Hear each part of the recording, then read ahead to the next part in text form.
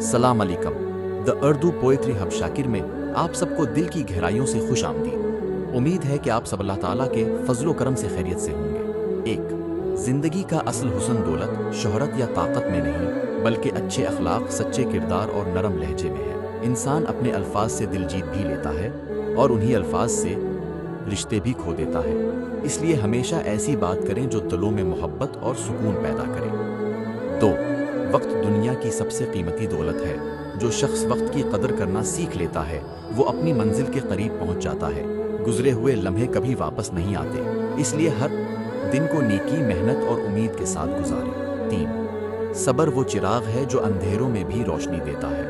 आजमाइशें इंसान को कमज़ोर करने नहीं बल्कि मजबूत बनाने आती हैं। अल्लाह पर भरोसा रखने वाला कभी मायूस नहीं होता, क्योंकि हर मुश्किल के बाद आसानी ज़रूर आती है।